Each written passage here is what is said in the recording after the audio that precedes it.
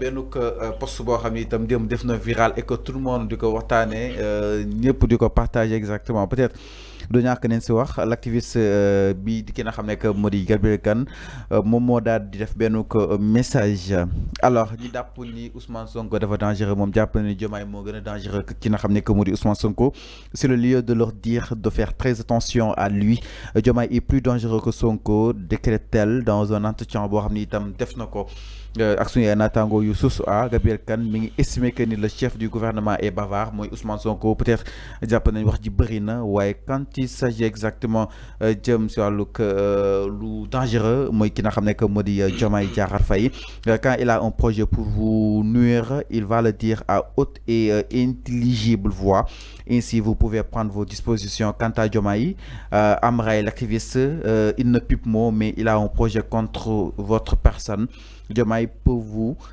En tout cas mu nekk kàddu yoo xam ne itam yëkki na ko maanaam mun na def lépp sans bruit. Alors enfin naka daal di jàngatee li nga xam ne que moo di sur propos polémique yi nga xam ne itam Gabriel Kane yëkki na ko que ni Diomaye est plus dangereux que Ousmane Sonko. Oui, c'est des faits divers qui ne méritent pas d'être débattus dans un plateau. C'est des faits divers.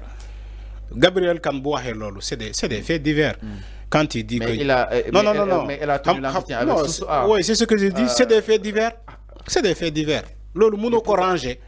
mënoo ko ci ranger ci catégorie juridique déedéet. Ces propos n'ont pas un caractère juridique. Les propos de Gabriel Kane. c'est des propos non c'est des propos divers. xam nga boo nee Diomaye moo gën a dangereux Sonko. Il faut le motiver. Est-ce qu'elle l'a motivé? Elle a motivé ses propos. ci fan la sukkandikoo ci ban base la sukkandikoo pour dire Diomaye est plus dangereux que Sonko. xam nga amul benn caractère juridique.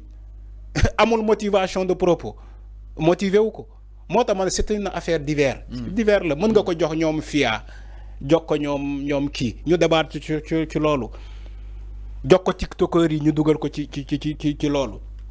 Man alors, franchement parlons de Gabriel Kane loolu moo ñuy permettre ñu ñëwaat si dossier Adji Sarr ak peut-être le départ de ki nga xam ne moo di ne Khady Ndiaye si réew mi concrètement là aussi tey fii ñi ngi doon sàkkuwaat li nga xam ne moo di appel bi fan la appel bi daal di tolluwaat xawul jur benn confuse nga jàpp ni.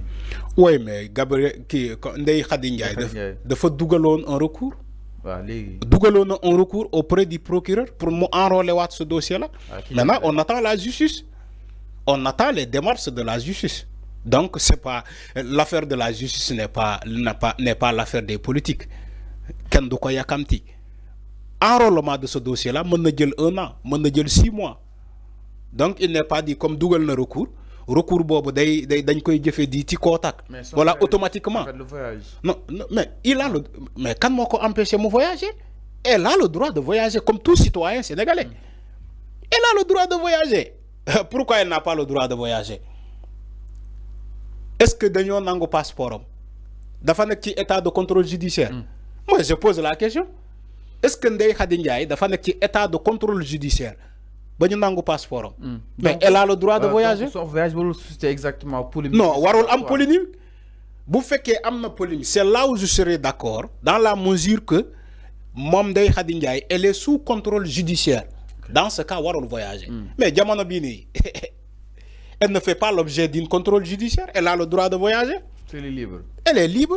Moom Gabriel Kane new di voyager di ñëw amul procès France am na procès France elle est en train de voyager donc elle a le droit Ndeye Khady Ndiaye elle a le droit de voyager comme tout le monde. Tant qu'elle a un passeport en cours de validité am visa mais lan moo koy empêcher mu voyager. moom moo dugal recours bi génnagul recours bi bu génnee dina ñibbisi parce que moom moo dugal recours am mais en attendant si elle a des obligations à l'étranger elle se doit de le faire tranquillement comme tout Sénégalais sans entrave loolu moo am. alors boobu tey ñu ngi wax ay mandat d'arrêt bu Adji Sarr aussi peut-être si toutefois ñu yëkkatiwaat bi li nga xam ne moo di dossier. mu nekk indiwaat réew mi sans problème peut-être. Mandat d'arrêt dossier bi enrôlé guñu ko. waaw si toutefois ñu ko. oui si toutefois. day déglu samay question en fait. donc français laay làq suñu yëkkatiwaatee dossier bi si appel bi. voilà suñu yëkkatiwaatee dossier bi. il est probable ñu mandaté ko. mais pour le moment on peut pas parler de mandat d'arrêt. donc dañuy xaar toutefois procureur bu décider enrôler waat ce dossier boobu dans ce cas Adji Sarr peut faire l'objet d'un mandat d'arrêt mais pour le moment on peut pas parler de mandat d'arrêt contre elle c'est ça la réalité il faut dire la vérité aux Sénégalais quand même. Mais est-ce que quand même il fait dina léser concrètement. Je ne sais pas justice moo koy définir c'est pas les citoyens qui ñoom ñooy ne ndax yëf yi dina léger wala dina compliqué justice mooy xool c'est la justice.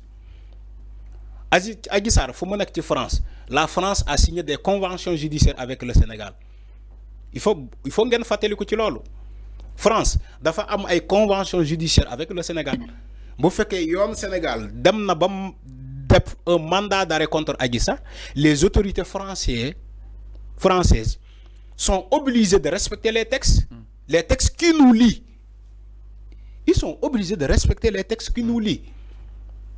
Mais comme eggaguñu fa voilà on va attendre pour voir. Alors la suite des événements.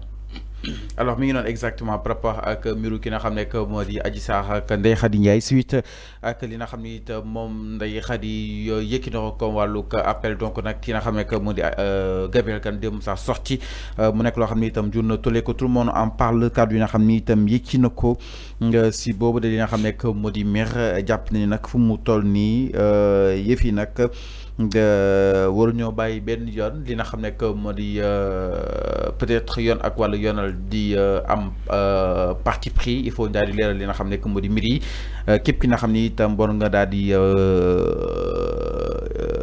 joxe ay compte nga daal di ko si def alors ginnaaw loolu itam ñu daal di ñëw si leneen du côté de la régie exactement alors mbiru